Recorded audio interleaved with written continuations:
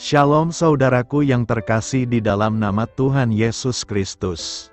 Selamat pagi dan salam sejahtera untuk kita semuanya. Saya Ardi, menyambut Anda di dalam Renungan Kristen Saudara Rohani. Selamat datang kembali di dalam renungan dan siraman rohani pagi hari ini. Harapan kami, semoga saudara yang terkasih dalam keadaan sehat selalu.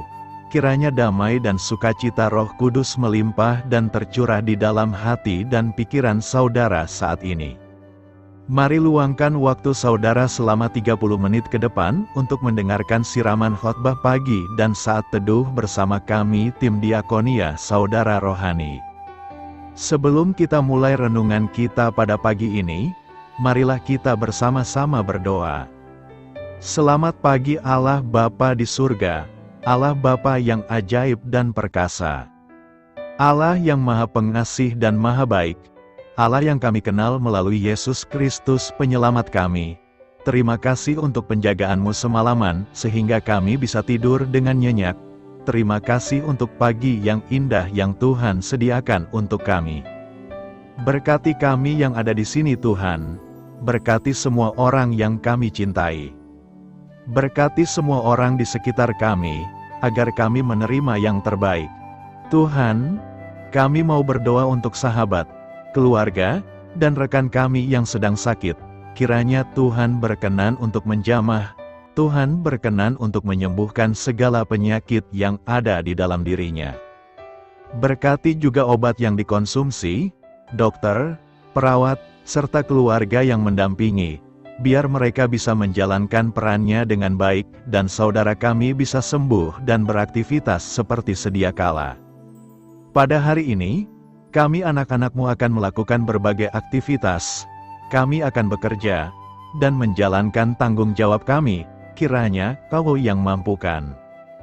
Kami serahkan seluruh rencana dan agenda hari ini ke dalam tangan Tuhan. Biar Tuhan yang berkarya dan biarkan semua rencana sesuai dengan kehendak-Mu ya Tuhan Yesus yang baik. Ampuni dosa dan kesalahan kami dan jadikan kami pribadi yang lebih baik setiap hari. Terima kasih karena telah membolehkan kami untuk kembali menghirup udara segar di pagi hari ini, menikmati seluruh anugerah yang telah Engkau berikan kepada kami. Ajar kami menjadi pribadi yang lebih baik lagi. Itu semua karena kebaikan dan curahan kasih yang nyata dari Engkau di kehidupan kami. Demikian permohonan singkat kami saat ini. Hadirlah Tuhan di dalam ibadah kami pagi hari ini. Haleluya. Dalam nama Tuhan Yesus, aku sudah berdoa. Amin. Sahabat pendengar saudara rohani, pembacaan ayat emas Alkitab renungan kita hari ini terambil dari kitab Markus 5 ayat 21 sampai dengan ayat 34. Yesus membangkitkan anak Yairus dan menyembuhkan seorang perempuan yang sakit pendarahan. Sesudah Yesus menyeberang lagi dengan perahu, orang banyak berbondong-bondong datang lalu mengerumuni Dia. Sedang Ia berada di tepi danau, datanglah seorang kepala rumah ibadat yang bernama Yairus. Ketika ia melihat Yesus, tersungkurlah ia di depan kakinya dan memohon dengan sangat kepadanya. Anakku perempuan sedang sakit, hampir mati. Datanglah kiranya dan letakkanlah tanganmu atasnya, supaya ia selamat dan tetap hidup. Lalu pergilah Yesus dengan orang itu. Orang banyak berbondong-bondong mengikuti Dia dan berdesak-desakan di dekatnya. Adalah di situ seorang perempuan yang sudah 12 tahun lamanya menderita pendarahan. Ia telah berulang-ulang diobati oleh berbagai tabib, sehingga telah dihabiskannya semua yang ada padanya. Namun sama sekali tidak ada faedahnya, malah sebaliknya keadaannya makin memburuk. Dia sudah mendengar berita-berita tentang Yesus, maka di tengah-tengah orang banyak itu ia mendekati Yesus dari belakang dan menjamah jubahnya. Sebab katanya, asal kujamah saja jubahnya, aku akan sembuh. Seketika itu juga berhentilah pendarahannya dan ia merasa bahwa badannya sudah sembuh dari penyakitnya. Pada ketika itu juga Yesus mengetahui bahwa ada tenaga yang keluar dari dirinya. Lalu ia berpaling di tengah orang banyak dan bertanya, "Siapa yang menjamah jubahku?" Murid-muridnya menjawab, "Engkau melihat bagaimana orang-orang ini berdesak-desakan dekatmu, dan engkau bertanya, 'Siapa yang menjamah aku?'" Lalu ia memandang sekelilingnya untuk melihat siapa yang telah melakukan hal itu. Perempuan itu, yang menjadi takut dan gemetar ketika mengetahui apa yang telah terjadi atas dirinya, tampil dan tersungkur di depan Yesus dan dengan tulus memberitahukan segala sesuatu kepadanya. Maka katanya kepada perempuan itu, "Hai anakku, imanmu telah menyelamatkan engkau. Pergilah dengan selamat dan sembuhlah dari penyakitmu." Ayat renungan kita pada pagi hari ini terambil dari kitab Markus 5 ayat 21 sampai dengan ayat 34. Inti dari ayat emas renungan kita adalah, "Hai anakku, imanmu telah menyelamatkan engkau." Mari kita mulai renungan pagi kita. Kata-kata bijak yang dapat kita petik adalah, dilema dengan iman yang makin teguh. Renungan kita pada hari ini ditulis dan disusun oleh Arthur Jackson. Mari kita mulai kisah inspiratif. Dalam sebuah kelompok pendalaman Alkitab di akhir pekan, seorang ayah menceritakan kebingungannya karena putri tercintanya yang pernah kabur dari rumah sekarang telah kembali ke kota mereka. Namun, perilaku anak itu membuat sang ayah merasa tak nyaman untuk menyambutnya pulang. Anggota kelompok yang lain merasa kurang enak badan sebagai akibat dari penuaan dan juga penyakit yang telah lama dideritanya. Ia sudah berobat ke banyak dokter, tetapi hanya mengalami sedikit kemajuan. Sekarang ia merasa putus asa. Dalam rencana Allah, hari itu kelompok mereka mempelajari Markus 5. Setelah membahas bagian itu, tampak jelas ada harapan dan kegembiraan pada wajah mereka. Di Markus 5 ayat 23 berkata, "Yairus, ayah dari seorang anak yang sakit, memohon, 'Anakku perempuan sedang sakit, hampir mati.'" Dalam perjalanan untuk menemui anak tersebut, Yesus menyembuhkan seorang perempuan yang tidak disebutkan namanya dari penyakit yang telah lama dideritanya. Dia berkata, "Hai anakku, imanmu telah menyelamatkan engkau." Karena didorong oleh iman kepada Yesus, baik Yairus maupun perempuan tersebut mencari dia dan tidak dikecewakan. Namun, sebelum bertemu Yesus, situasi mereka masing-masing sempat memburuk sebelum akhirnya membaik. Persoalan hidup dapat dialami oleh siapapun, terlepas dari jenis kelamin atau usia, ras maupun tingkat sosial. Kita semua menghadapi situasi yang membingungkan dan mendesak kita untuk mencari jawaban.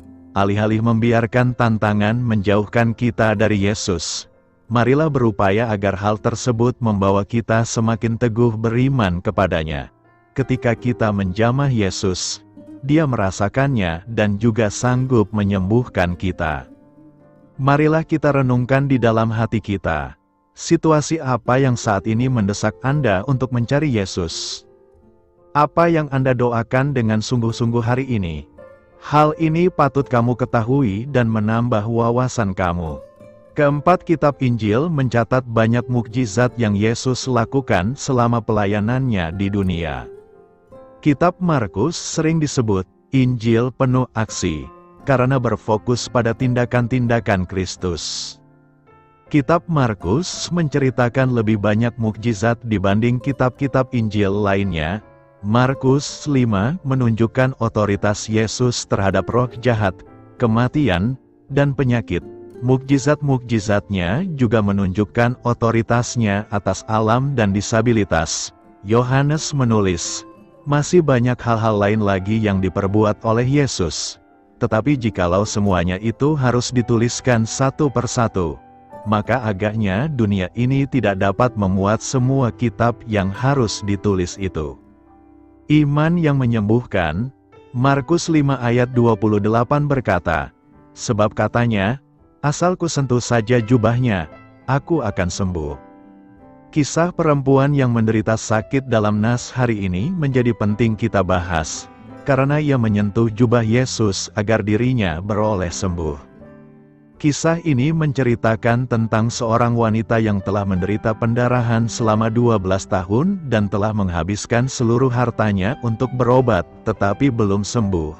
Ketika wanita itu mendengar tentang Yesus yang datang ke daerah itu, ia datang dari belakang dan menyentuh jubahnya dengan pikiran bahwa jika ia hanya menyentuh jubahnya, ia akan disembuhkan.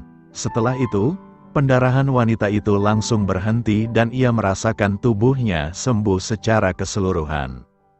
Frasa, "Asal ku sentuh saja jubahnya, aku akan sembuh," menggambarkan keyakinan dan iman yang kuat dari wanita itu terhadap kekuatan penyembuhan yang dimiliki Yesus. Dia percaya bahwa Yesus memiliki kekuatan untuk menyembuhkan penyakitnya, dan hanya dengan menyentuh jubahnya, ia akan sembuh. Kisah ini mengajarkan pentingnya iman dan keyakinan dalam mencari kesembuhan, dan bagaimana Yesus sebagai sumber kekuatan penyembuhan dapat membantu kita dalam saat-saat kesulitan. Respons Yesus terhadap perempuan yang menyentuh jubahnya dalam Markus 5 ayat 28 sampai dengan ayat 34 adalah sangat penyayang dan penuh dengan kasih karunia. Ketika perempuan itu menyentuh jubahnya, Yesus merasakan kekuatan keluar dari dirinya dan ia bertanya, "Siapa yang menyentuh jubahku?" Para muridnya heran karena orang banyak yang berdesakan, namun Yesus tetap mencari tahu siapa yang menyentuhnya. Ketika perempuan itu menyatakan bahwa Dialah yang menyentuhnya, Yesus berkata kepadanya, "Hai anakku, imanmu menyelamatkan engkau. Pergilah dengan sejahtera dan sembuh dari penyakitmu." Yesus memanggilnya, "Anakku," menunjukkan kasih sayangnya dan pengakuan atas iman dan keyakinannya. Selain itu, Yesus juga memberikan kesembuhan fisik dan spiritual pada perempuan itu. Respons Yesus yang penuh dengan kasih karunia ini menunjukkan kekuasaan dan kebesarannya sebagai Tuhan, dan juga menunjukkan rasa perhatian dan kepeduliannya terhadap manusia yang menderita. Kisah ini mengajarkan kita untuk memiliki iman dan keyakinan yang kuat pada Yesus sebagai sumber penyembuhan dan keselamatan, serta untuk memperoleh rahmat dan belas kasihan-Nya dengan rendah hati dan percaya sepenuhnya padanya.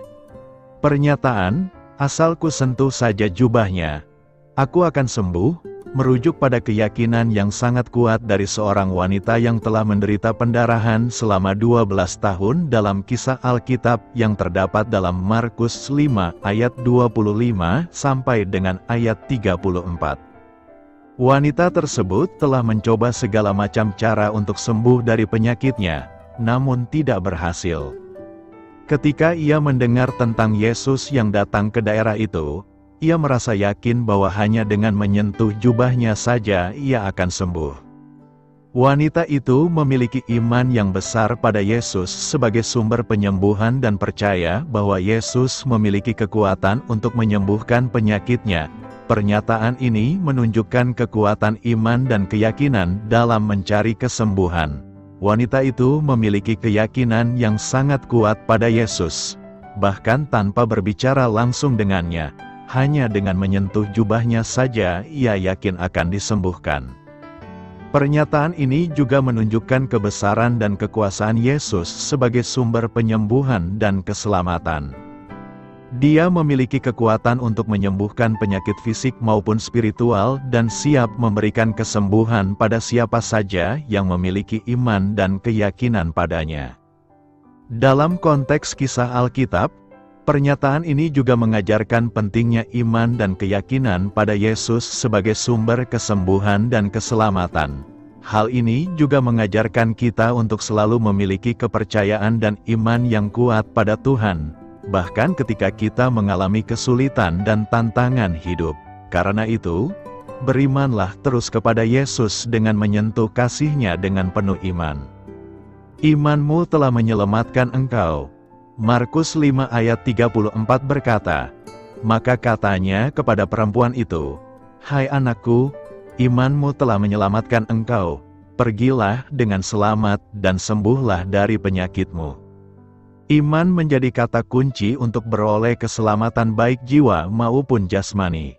Dengan iman perempuan yang mengalami sakit pendarahan ini disembuhkan oleh Yesus. Betapa dahsyatnya kuasa iman bagi orang yang percaya. Alkitab adalah sumber iman yang kalau digali, kita akan mampu menarik kuasa Allah dari sorga ke bumi, bagi hidup kita dan bagi hidup orang lain. Jika kita percaya pada firman Tuhan, maka kita akan melihat kemuliaan Allah.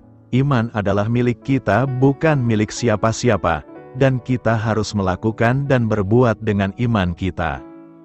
Jika kita berbuat dengan iman, maka kita akan melihat kuasa Tuhan bekerja atas hidup kita dan atas hidup orang lain. Ketika iman dan sukacita kita penuh, seketika itu juga kita akan merasakan betapa indahnya hidup dengan iman yang sungguh-sungguh. Ingatlah ketika kita menemukan kesaksian kita atau ketika Allah meneguhkan kepada kita bahwa kita adalah putra atau putrinya dan bahwa Dia sangat mengasihi kita dan kita merasa sembuh. Ketika kita membaca kisah perempuan yang terkena sakit pendarahan seperti disampaikan di dalam renungan ini, ada beberapa hal yang perlu kita teladani dari hal ini. Pertama, perempuan yang sakit pendarahan ini benar-benar memiliki iman ingin sembuh. Imannya yang kuat dan sungguh-sungguh kepada Yesus membuat dia beroleh kesembuhan. Yesus melihat kesungguhan imannya dan itulah yang diperhitungkan Yesus untuk menyelamatkannya. Kedua, ia telah berobat ke beberapa tabib dan uangnya telah habis untuk berobat, tapi tidak sembuh. Ini sering kali kita lakukan. Kita berobat ke dokter, orang pintar bahkan sampai ke dukun, tapi tak sembuh juga. Alasan yang paling mendasar adalah karena kita tidak memiliki iman dan percaya yang sungguh-sungguh. Kesembuhan dunia terbatas adanya, tetapi kesembuhan Tuhan tidak terbatas kuasanya. Ketiga, ketika perempuan itu menyentuh jubah Yesus, seketika itu juga ia sembuh. Seperti kata Yesus, "Imanmu telah menyelamatkan engkau." Iman percaya kita akan menjadi obat paling mujarab dalam banyak hal. Sentuhan kita kepada Yesus sangat menentukan kesembuhan kita. Setiap pagi kita menyapa Yesus melalui perenungan akan firman-Nya akan membuat kita mengalami pemulihan dan penyembuhan. Keempat, perempuan itu diselamatkan ketika datang kepada Yesus. Jika kita datang kepada Sang Juru Selamat, Dia akan menyelamatkan kita. Dia akan membasuh dosa kita dengan darah-Nya yang mahal, dan Dia akan berbicara kepada kita seperti Dia berbicara kepada wanita yang mengalami pendarahan itu. Maka katanya kepada perempuan itu, "Hai anakku, imanmu telah menyelamatkan engkau. Pergilah dengan selamat dan sembuhlah dari penyakitmu." Ada beberapa hal yang menjadi perenungan kita dari ayat Alkitab ini, di mana dengan iman dan percaya kita kepada Yesus telah menjadi senjata paling ampuh bagi kita dalam menghadapi berbagai permasalahan. Karena itu, teruslah beriman kepada Tuhan maka Ia pun akan menyelamatkan kita. Apa maksud dari perumpamaan anak yang hilang? Perumpamaan anak yang hilang terdapat dalam Lukas 15 ayat 11-32. Tokoh ayah pemaaf yang tetap konstan sepanjang cerita merupakan gambaran Tuhan. Dalam menceritakan kisah ini, Yesus mengidentifikasi dirinya dengan Allah dalam sikap kasih-Nya terhadap orang-orang terhilang, yang dilambangkan dengan anak bungsu, kakak laki-laki mewakili orang yang menganggap dirinya benar. Tema utama dari perumpamaan ini bukanlah pertobatan orang berdosa, seperti dalam dua perumpamaan sebelumnya dalam Lukas 15, melainkan pemulihan orang percaya ke dalam persekutuan dengan Bapa. Dalam dua perumpamaan pertama, pemilik pergi mencari apa yang hilang, sedangkan dalam cerita ini sang ayah menantikan kepulangan putranya. Kita melihat perkembangan dalam ketiga perumpamaan ini, dari hubungan 1:100, menjadi 1:10, menjadi 1:1, menunjukkan kasih Tuhan kepada setiap individu dan perhatian pribadinya terhadap seluruh umat manusia. Kita melihat dalam kisah ini kemurahan hati sang ayah menutupi keberdosaan sang anak, karena kenangan akan kebaikan sang ayahlah yang membuat anak yang hilang itu bertobat. Yesus menceritakan kisah perumpamaan anak yang hilang dalam Lukas 15 ayat 11 berkata, adalah seorang mempunyai 2 anak laki-laki. Anak bungsu, dalam Lukas 15 ayat 12, anak bungsu meminta kepada ayahnya bagian harta warisannya, yang merupakan setengah dari apa yang akan diterima oleh kakak laki-lakinya. Dengan kata lain, anak bungsu meminta 1/3 dari harta warisan. Meskipun dia berhak meminta, itu bukanlah tindakan yang penuh kasih sayang. Karena itu menyiratkan bahwa dia berharap ayahnya mati. Alih-alih menegur putranya, sang ayah dengan sabar mengabulkan permintaannya. Ini adalah gambaran Allah membiarkan orang berdosa menempuh jalannya sendiri. Seperti anak yang hilang, kita semua memiliki ambisi yang bodoh untuk menjadi mandiri, yang merupakan akar dari orang berdosa yang terus melakukan dosanya. Keadaan yang penuh dosa adalah penyimpangan dan jarak dari Allah. Keadaan yang penuh dosa juga merupakan tempat ketidakpuasan yang terus-menerus. Dalam Lukas 12 ayat 15 Yesus berkata, "Hati-hati, waspadalah terhadap segala jenis keserakahan. Hidup seseorang tidak bergantung pada banyaknya harta bendanya." Anak bungsu dalam perumpamaan itu belajar dari pengalaman pahit bahwa ketamakan membawa pada kehidupan yang penuh ketidakpuasan dan kekecewaan. Ia juga belajar bahwa hal yang paling berharga dalam hidup adalah hal yang tidak dapat kita beli atau gantikan. Dalam Lukas 15 ayat 13 anak bungsunya melakukan perjalanan ke negeri yang jauh.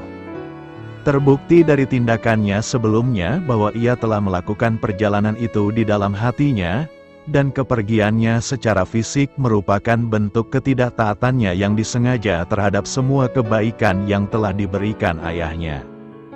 Di negeri asing, anak yang hilang menyia-nyiakan seluruh warisannya untuk kepentingan diri sendiri, kepuasan yang dangkal, dan kehilangan segalanya. Bencana keuangannya disusul dengan bencana alam berupa kelaparan, yang gagal ia rencanakan.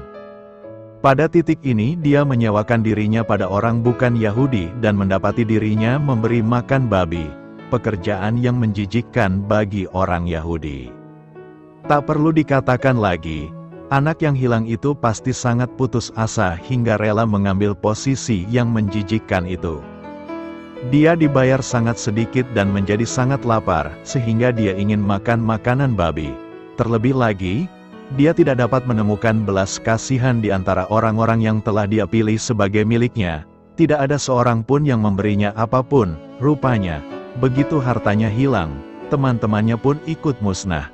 Bahkan binatang-binatang najis pun keadaannya lebih baik daripada keadaannya pada saat itu. Anak yang hilang yang bekerja keras di kandang babi adalah gambaran dari orang berdosa yang terhilang atau seorang Kristen yang memberontak dan kembali ke kehidupan yang penuh dosa. Akibat dosa tidak pernah indah. Anak yang hilang mulai merenungkan kondisinya yang menyedihkan, dan dia sadar, dia menyadari bahwa bahkan para pelayan ayahnya pun memiliki keadaan yang lebih baik. Keadaannya yang menyakitkan membantunya melihat ayahnya dari sudut pandang baru. Harapan mulai muncul di hatinya. Kesadaran anak yang hilang mencerminkan penemuan orang berdosa bahwa, tanpa Allah, tidak ada harapan. Ketika orang berdosa sadar, maka terjadilah pertobatan, disertai kerinduan untuk kembali bersekutu dengan Allah. Sang putra menyusun rencana tindakan, dan itu menunjukkan bahwa pertobatannya sungguh-sungguh. Ia akan mengakui dosanya, dan ia akan melepaskan haknya sebagai anak dan mengambil kedudukan sebagai hamba.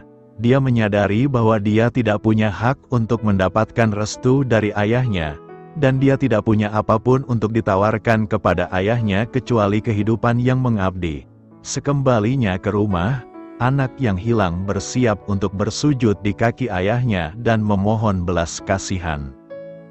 Demikian pula, orang berdosa yang bertobat dan datang kepada Allah sangat menyadari kemiskinan rohaninya sendiri. Mengesampingkan semua kebanggaan dan perasaan berhak, dia tidak membawa apapun yang berharga bersamanya. satu-satunya pemikiran orang berdosa adalah menyerahkan dirinya pada belas kasihan Allah dan memohon posisi sebagai pelayan. Sang ayah dalam perumpamaan anak yang hilang sedang menantikan kepulangan anaknya. Faktanya, ketika dia masih jauh, ayahnya melihatnya dan merasa kasihan padanya. Dia berlari ke arah putranya yang bandel, memeluknya, dan menciumnya. Pada zaman Yesus, seorang pria dewasa tidak lazim untuk berlari. Namun sang ayah berlari untuk menyambut putranya, melanggar konvensi dalam kasih dan keinginannya untuk pemulihan. Anak laki-laki yang kembali tersebut memulai pidatonya yang telah dipersiapkan. Namun ayahnya memotongnya dan mulai memberikan perintah untuk menghormati putranya, jubah terbaik, cincin terbaik, pesta terbaik. Sang ayah tidak menanyai anaknya atau menceramahinya, sebaliknya, dia dengan senang hati memaafkannya dan menerimanya kembali ke dalam persekutuan. Sungguh gambaran kasih, sikap merendahkan, dan anugerah Allah. Hati Tuhan penuh belas kasihan terhadap anak-anaknya. Dia siap menyambut orang berdosa yang kembali ke rumah dengan perayaan yang penuh sukacita. Anak yang hilang merasa puas untuk kembali ke rumah sebagai budak, namun yang mengejutkan dan menyenangkan dia dikembalikan ke hak istimewa penuh menjadi anak ayahnya. Orang berdosa yang lelah, kurus, dan kotor yang berjalan dengan susah payah pulang ke rumah diubah menjadi tamu kehormatan di rumah orang kaya. Itulah yang dilakukan anugerah Allah bagi orang berdosa yang bertobat. Kita tidak hanya diampuni di dalam Kristus, namun kita menerima Roh, diangkat menjadi anak, kita adalah anak-anaknya, ahli waris Allah dan sesama ahli waris bersama Kristus. Perintah ayah untuk membawakan jubah terbaik bagi putranya yang kembali merupakan tanda martabat dan kehormatan, bukti diterimanya anak yang hilang kembali ke dalam keluarga. Cincin di tangan anak laki-laki adalah tanda otoritas dan status anak. Sandal pada kakinya merupakan tanda bahwa dia bukan seorang hamba. Sebagaimana hamba tidak memakai sepatu, sang ayah memerintahkan anak sapi yang digemukkan untuk dipersiapkan, dan sebuah pesta diadakan untuk menghormati kembalinya putranya. Anak sapi yang digemukkan pada masa itu disimpan untuk acara-acara khusus. Ini bukan sembarang pesta, itu adalah perayaan yang langka dan lengkap. Semua hal ini mewakili apa yang kita terima di dalam Kristus setelah keselamatan, jubah kebenaran penebus, hak istimewa untuk mengambil bagian dalam roh adopsi, dan kaki yang dilengkapi dengan kesiapan yang berasal dari keselamatan. Injil perdamaian, bersiap untuk berjalan di jalan kekudusan. Tindakan ayah dalam perumpamaan tersebut menunjukkan kepada kita bahwa Tuhan tidak memperlakukan kita sebagaimana layaknya kita menerima dosa kita atau membalas kita sesuai dengan kesalahan kita. Sebab setinggi langit di atas bumi, demikian besarnya kasih sayangnya kepada orang-orang yang takut kepadanya, sejauh timur dari barat, demikianlah disingkirkannya pelanggaran-pelanggaran kita dari kita. Sebagaimana seorang ayah sayang kepada anak-anaknya, demikianlah Tuhan sayang kepada orang-orang yang takut akan Dia. Alih-alih mengutuk, ada sukacita bagi seorang putra yang telah mati dan hidup kembali. Dia hilang dan ditemukan. Kata-kata tersebut, mati dan hidup, hilang dan ditemukan, adalah istilah-istilah yang juga berlaku untuk keadaan seseorang sebelum dan sesudah pertobatan kepada Kristus. Pesta itu merupakan gambaran tentang apa yang terjadi di surga atas satu orang berdosa yang bertobat. Putra sulung, tokoh terakhir yang tragis dalam perumpamaan anak yang hilang adalah anak sulung. Saat anak sulung pulang dari ladang, dia mendengar musik dan tarian. Dia mengetahui dari salah satu pelayan bahwa adik laki-lakinya telah pulang dan apa yang dia dengar adalah suara kegembiraan atas kembalinya saudaranya dengan selamat. Sang kakak menjadi marah dan menolak masuk ke dalam rumah. Ayahnya menemui anak sulungnya dan memintanya untuk masuk. Tetapi dia menjawab ayahnya, "Lihat, Selama bertahun-tahun aku bekerja keras untukmu dan tidak pernah melanggar perintahmu. Namun kamu tidak pernah memberiku seekor kambing pun muda, agar aku bisa merayakannya bersama teman-temanku. Tetapi ketika anakmu yang telah menyia-nyiakan hartamu dengan pelacur itu pulang, kamu menyembelih anak sapi yang digemukkan itu untuknya. Sang ayah menjawab dengan lembut, "Putraku, kamu selalu bersamaku, dan semua yang aku miliki adalah milikmu. Namun kami harus merayakannya dan bergembira." Perkataan dan tindakan anak sulung mengungkapkan beberapa hal tentang dirinya. 1. Hubungannya dengan ayahnya didasarkan pada kerja keras dan prestasi. Dia menunjukkan kepada ayahnya bahwa dia selalu patuh saat dia bekerja keras. Oleh karena itu, dia layak mendapatkan pesta. Dia pantas mendapatkannya. 2. Dia menganggap adik laki-lakinya tidak pantas menerima kasih sayang ayahnya. 3. Dia tidak memahami kasih karunia dan tidak memiliki ruang untuk pengampunan. Faktanya, demonstrasi kasih sayang terhadap saudaranya membuatnya marah. Saudaranya tidak pantas mendapat pesta. 4. Ia tidak mengakui anak yang hilang itu sebagai saudaranya, dan menyebutnya sebagai anakmu ini. 5. Ia menganggap ayahnya pelit dan tidak adil. Engkau tidak pernah memberiku seekor kambing muda pun. Perkataan sang ayah bersifat mengoreksi dalam beberapa hal. 1. Putra sulungnya hendaknya mengetahui bahwa hubungan mereka tidak didasarkan pada kinerja. Anakku, kamu selalu bersamaku dan segala milikku adalah milikmu. 2. Anak sulungnya harus menerima saudara laki-lakinya sebagai bagian dari keluarga. Sang ayah menyebut anak yang hilang sebagai saudaramu ini. 3. Putra sulungnya dapat menikmati pesta kapanpun dia mau. Namun dia tidak pernah memanfaatkan berkah yang dimilikinya. 4. Anugerah itu perlu dan pantas. Kami harus merayakannya. Orang Farisi dan ahli Taurat, yang disebutkan dalam Lukas 15 ayat 1, digambarkan sebagai kakak dalam perumpamaan tersebut. Secara lahiriah, mereka menjalani kehidupan yang tidak bercela, namun di dalam hati sikap mereka sangat buruk. Mereka memandang hubungan mereka dengan Tuhan didasarkan pada kinerja mereka, dan mereka menganggap diri mereka layak menerima perkenanan Tuhan, tidak seperti para pendosa yang tidak layak di sekitar mereka. Mereka tidak memahami kasih karunia dan bahkan menjadi marah karenanya. Mereka tidak punya ruang untuk pengampunan. Mereka tidak melihat adanya hubungan kekerabatan antara orang berdosa dan diri mereka sendiri. Mereka memandang Tuhan agak pelit dalam nikmat-Nya, dan mereka menganggap, jika Tuhan menerima pemungut pajak dan orang berdosa ke dalam keluarganya, maka Tuhan tidak adil. Fokus sang kakak adalah pada dirinya sendiri dan pelayanannya sendiri.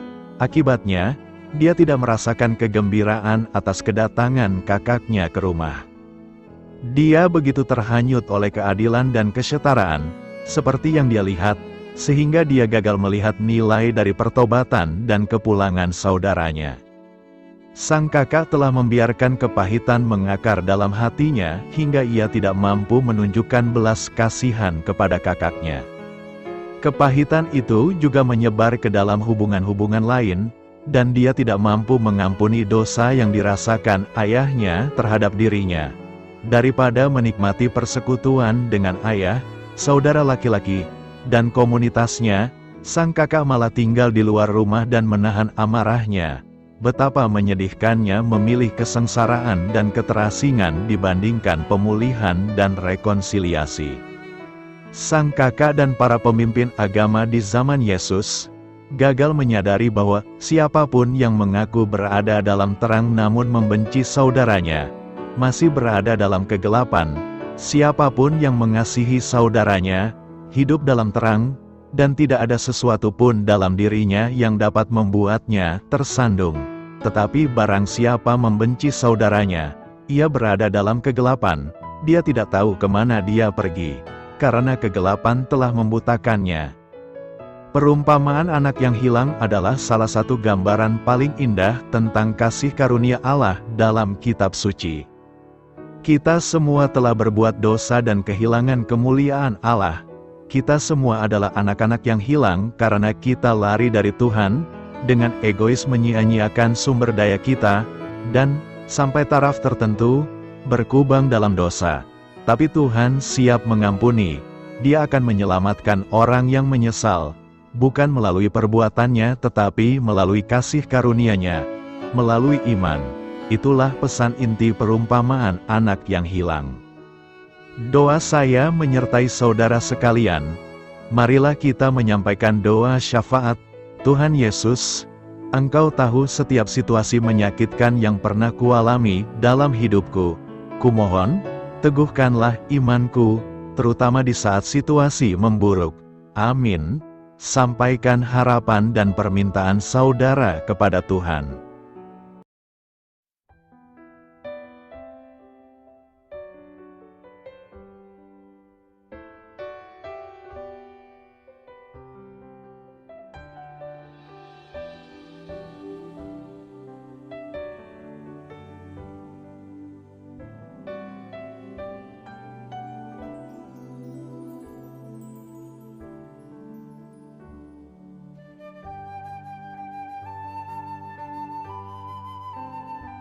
Marilah kita renungkan sahabat saudara rohani.